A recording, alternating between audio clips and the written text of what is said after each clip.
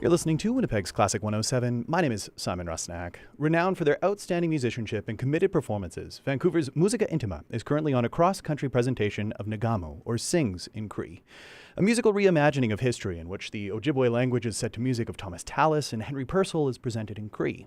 This, of course, is a project by none other than Andrew Balfour, featuring his hallmark, multi-genre, multi-lens perspective as the music of English Elizabethan masters meets the language and teachings of the Indigenous peoples of Turtle Island.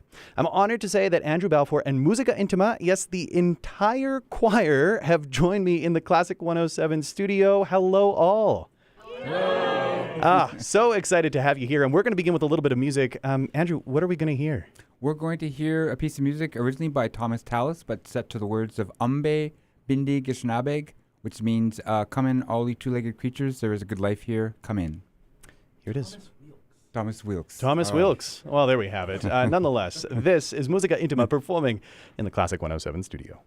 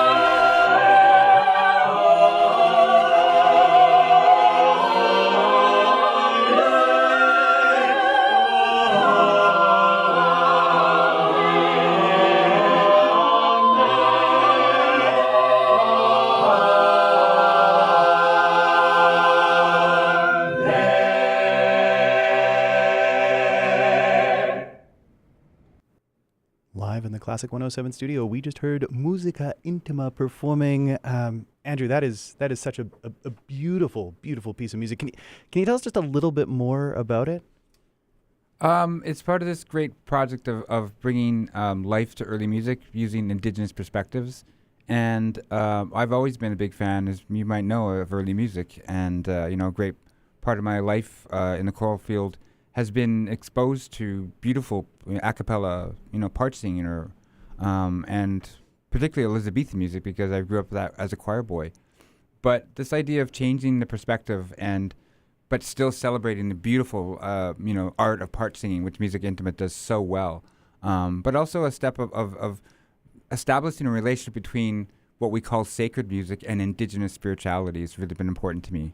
I've had this idea for many years, so it's a dream to be able to hear it come to fruition. And come to fruition, it has. That the second track on the Juno-nominated Nagamo. So big congrats, everybody! It is so well deserved. Like you say, it has been a project that has been years in the making, and I want to invite Jacob Grammett, artistic manager of Musica Intima, into the conversation. Jacob, when did you and the choir get involved in this project? Yeah, I mean, this music has always been the backbone of Musica Intima's existence. It was founded reading early music around a coffee table. And I heard Andrew talking in an interview about wanting to translate the bird Canciones Sacre into indigenous languages. And I thought that was just the most fantastic idea I'd ever heard in my life. And I brought it to the group, and we all thought it was the most fantastic idea we'd ever heard in our lives. And so, yeah, we had a few more meetings with Andrew and said, let's do this. Let's make it happen. And it happened somehow. So it's one thing to reach out to a composer and to commission them and to curate a concert of their music, but it's another thing entirely to, record a CD and take it across the country on a tour. At what point did you realize it was going to be bigger than just a one-off? I don't know. It just sort of snowballed. It started, we said, okay, we're going to have this concert in May. And then we're like, wow, this is really cool. As these scores started coming into my inbox, it was like, I think we should make a CD. And I said, Andrew, do you want to make a CD? And yeah. It's incredible. It is incredible, and very thankful that you did exactly this. So, Andrew, I want to talk more about something that you said when you were just explaining a little bit about the project. And it's to kind of break down what you've done here, because this is music of English Renaissance Baroque masters that is sung in Cree or Ojibway. And this is the point that I want to make very clear, is that it isn't a direct translation of that Christian text, but instead it presents an indigenous teaching or sense of spirituality. Is that right? Oh, definitely. And this is my Ispichiwin, my journey to understand my past, along with my future of trying to understand both my language, which I don't know.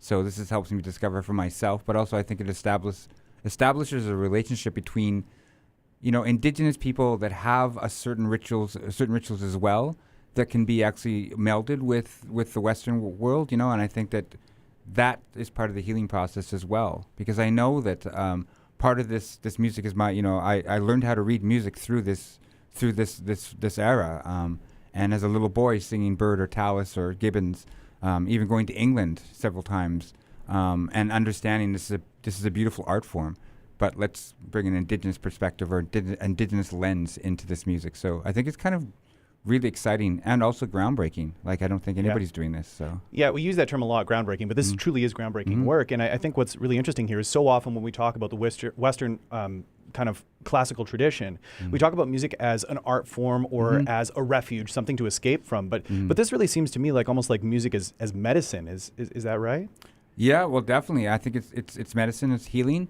I also think it's an art form in itself in terms of using indigenous languages, and none of us speak the language, but we're trying to represent it as best we can. And we're working with indigenous artists across the country as part of the Nagamo project, along with youth choirs. So I think this is kind of a larger thing than just the 12 singers you see here. We're actually spreading this medicine across the land, which I think is important. Very important indeed. And I want to get to that, but just one more thing about text, because we as singers, we have text, which is something that so many others don't. Yeah. And just this past weekend, I was reading through the liner notes of this disc that was released back in the 90s by the Studio du Musique Ancienne de Montréal by SMAM. I love that. And it featured sacred music in New France from the 17th century. It was music of Dumont and Frémard and other French masters that was brought over. And what they were talking about in the liner notes was that this music was then translated into various First Nations languages and used as part of the evangelization process and part of the colonization process in an effort to make the divine mystery clear, this forced assimilation, right? But we know historically that music was there to magnify the text, right? To lift it up, to serve it. And what you've done here, and this is where coming back to the word groundbreaking, is so unique, is that you took the text out entirely. You left the music as it was.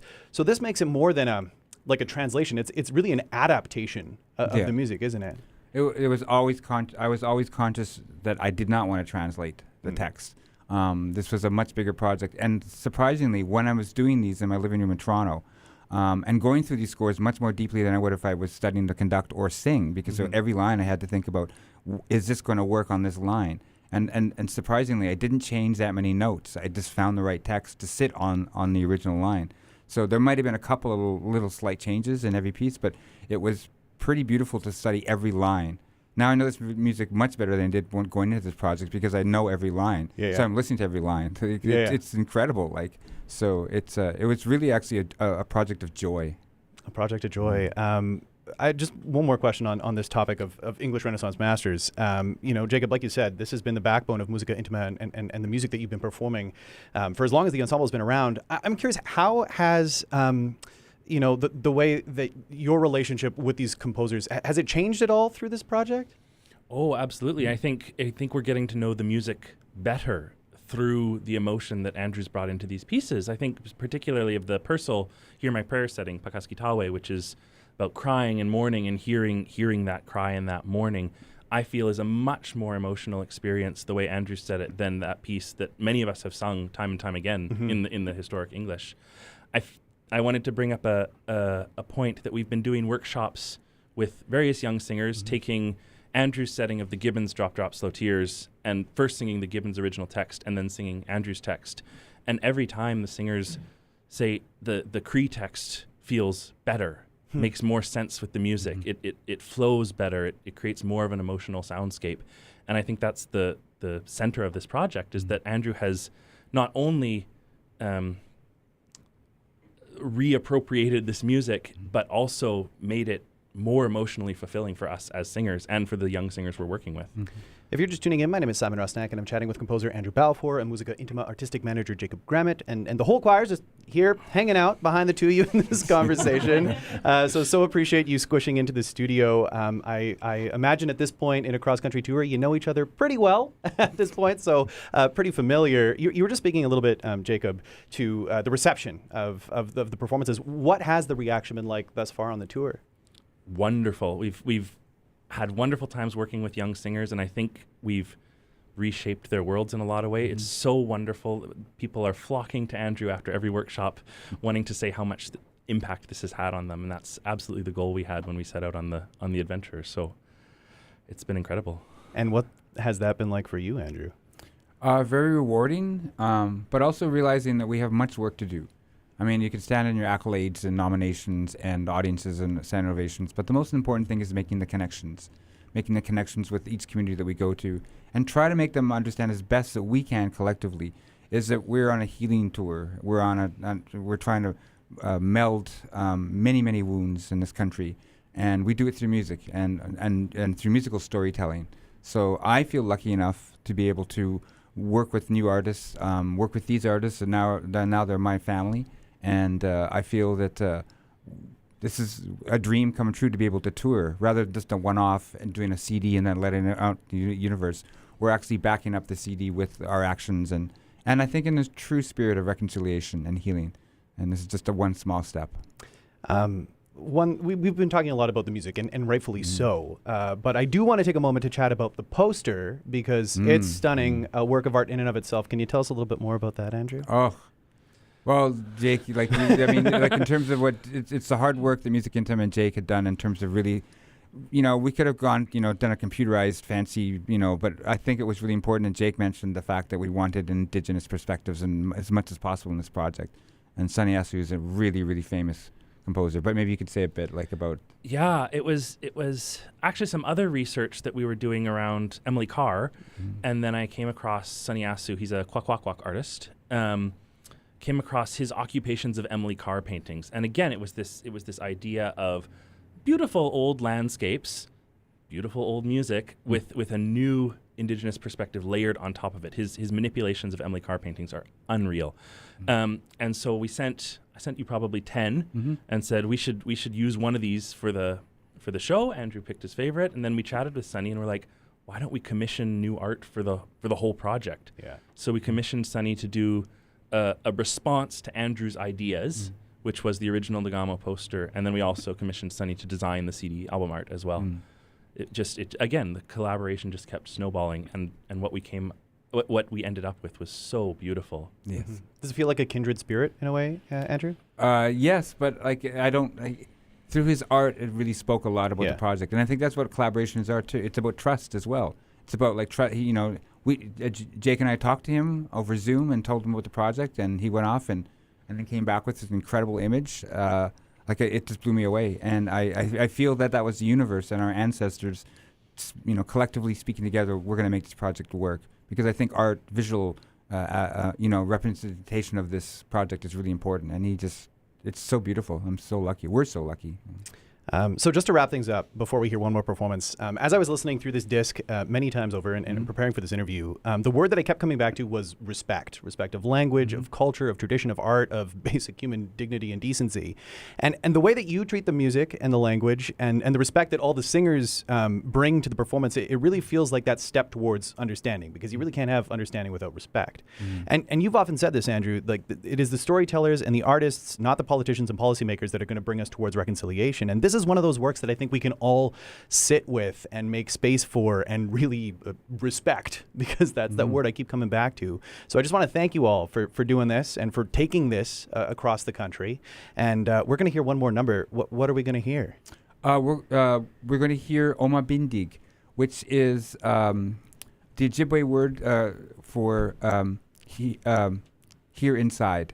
And you'll hear many Ojibway words here. You'll hear the word for water, nibi, how important that is for all of us, on this planet, and also acknowledgement to the four directions, the acknowledgement, aki for Mother Earth, and then here inside, Oma Bindig. It's an honor song, and it's a beautiful kind of respect to all our seven directions, like the four directions, and then above, below, and here inside, Oma Bindig. Live in the Classic 107 studio, this is Musica Intima.